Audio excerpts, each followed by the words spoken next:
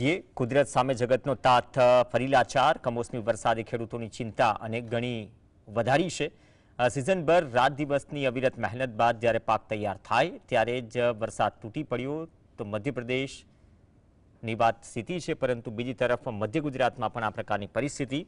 સૌરાષ્ટ્ર, દક્ષિણ ગુજરાત અને મધ્ય ગુજરાત, ખાસ તો દક્ષિણ ગુજરાતની જે મધ્ય ગુજરાતમાં જે ડાંગર છે, ડાંગરના ખેડૂતો રાતા પાણીએ રોઈ રહ્યા છે અને ફરી એક વખત સરકાર પાસે અપેક્ષા રાખી રહ્યા છે। ગુજરાતના વિવિધ જિલ્લાઓમાં કમોસમી વરસાદે ખેડૂતોના ઊભા પાકોને વ્યાપક નુકસાન પહોંચાડ્યું છે।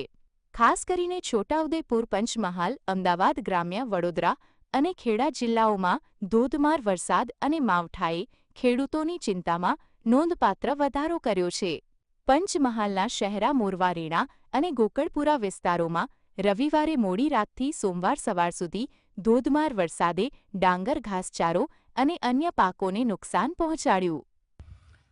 છેલ્લા 3 દિવસથી કમોસમી વરસાદ પડવાથી ખેડૂતોને ભારે નુકસાન થયેલ છે। ડાંગર પાકને અમુક ખેડૂતોને તો ક્યાડામાં ડાંગર બી કાપેલી બધી પલળી ગયેલ છે, પ્લસ બધું મોટા પાયે નુકસાન થયેલ છે।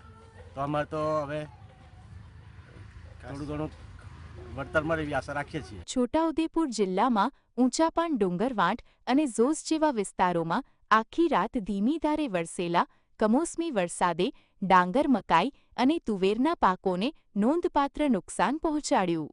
ઊભા ડાંગરના પાક પર પાણી ફરી વળતા ખેતરોમાં ડાંગર આડું પડી ગયું, જ્યારે કાપણી કરેલા ડાંગરના ઢગલા પલળી ગયા।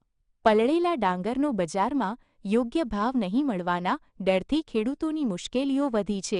કાલથી વરસાદ ચાલુ થયો છે, ડોંગરો બધી ખરાબ થઈ ગઈ, હવે વાઢ્યા જેવી રહી નહીં, અને પછી આ બધું કચરું બગડી ગયું, ભેંસોને ખાવાનું નહીં રહ્યું અને બધું ખરાબ થઈ ગયું છે। બરાબર, એટલે હવે કરવું શું? ભાવે તેનો ઓછો થઈ ગયો છે।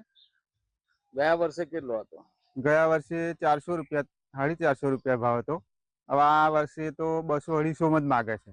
તો હવે માનો કે આપણને એવું હતું કે ડોંગર જશે તો પૂરા મળશે, હેણો તે ભરાઈને ડોંગરનું બધું હાલે બગડી ગયું, હવે શું મળવાનું? પાણી ભરાઈ ગયું, હવે કશું ના થાય, બધું કોવાઈ જવાનું। હવે બરાબર, વરસાદ કેવો પડ્યો? વરસાદ તો આખી રાત પડ્યો, હવે કશું એ ના થાય।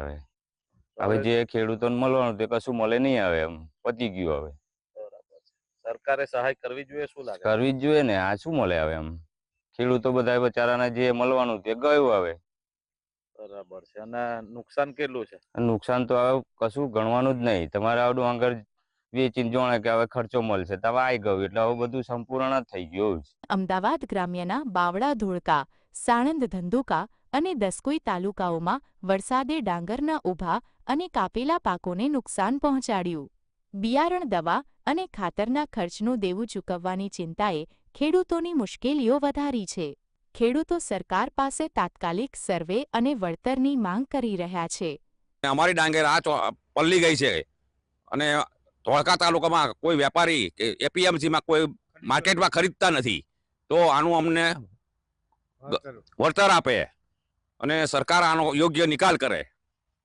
અને અમે ખૂબ જ દેવાદાર થઈ ગયા છીએ, અમારે દવાના પૈસા આપવા, ખાતરના પૈસા આપવા, કોઈ અમારું ગુજરાન ચલાવવું કેવી રીતે ચલાવ? વરસાદ કાલનો ચાલુ છે, હવે અમારો કોઈ ઈલાજ છે નહીં, આ ડાંગર હજુ કાપવાની બાકી છે, ઢગલા પડ્યા છે, કોઈ લેતું નથી, તો આના માટે સરકાર કંઈ સહાય કરે તો અમારું કંઈક કલ્યાણ થાય। વડોદરાના સાવલી અને ડેસર તાલુકાઓમાં 2 દિવસથી સતત વરસતો વરસાદ ચોમાસા જેવો માહોલ સર્જી રહ્યો છે।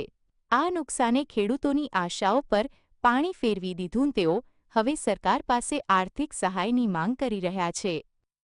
સાવલી તાલુકામાં જે કમોસમી વરસાદ થયો, જેને લઈને સાવલી તાલુકાના ખેડૂતોને કપાસ, તુવેરો અને ડાંગર, સૌથી વધારે ડાંગરમાં નુકસાન છે, કારણ કે લોકોએ ડાંગરો કાપેલી હતી અને એની પર વરસાદ પડ્યો અને હજુ 5 દિવસ આવું નવું વાતાવરણની આગાહી છે, તો સૌથી વધારે ડાંગરમાં નુકસાન થયું છે અને અમારી માંગણી એવી છે કે ખેડૂતોને આ ડાંગરના નુકસાનનું વળતર મળે। ખેડા જિલ્લાના ઠાસરા તાલુકાના કાલસર, ધુણાદરા, નેસ, રખિયાલ, જાખેડ, સિમલજ, રાણિયા અને મંજીપુરા જેવા ગામો માત્ર ડાંગરની ખેતી પર નભે છે।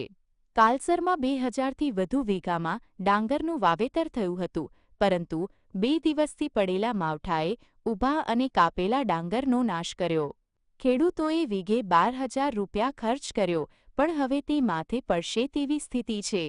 ધારાસભ્ય મહેશ કસવાલાએ મુખ્યમંત્રી અને કૃષિમંત્રીને પત્ર લખી પાકોને થયેલા નુકસાન માટે તાત્કાલિક સર્વે અને વળતરની માંગ કરી છે. માટે હું એક ખેડૂતના દીકરા તરીકે, ખેડૂત વિસ્તારના જનપ્રતિનિધિ તરીકે રાજ્ય સરકારને માનનીય મુખ્યમંત્રીશ્રી અને કૃષિમંત્રીશ્રી વરસાદ રહે તાત્કાલિક સર્વે કરવામાં આવે અને ખેડૂતોની વહારે જેટલી બને તેટલી શક્ય વધારેમાં વધારે મદદ ખેડૂતને મળે એવો તાત્કાલિક નિર્ણય કરવામાં આવે એટલી મારી કરબદ્ધ વિનંતી છે. કુદરતના આ કહેરમાં ખેડૂતોના સપના ધોઈ નાખ્યા છે. કુદરત સામે જગતનો તાત આજે ફરી લાચાર બન્યો છે. ખેડૂતોને અત્યારે મુશ્કેલીઓનો ઢગલો થયો છે. ધરતીપુત્રોના હૃદયમાંથી એક જ શબ્દ નીકળી રહ્યો છે કે હે ઈશ્વર, હવે તો દયા કર. Bureau report, GSTV.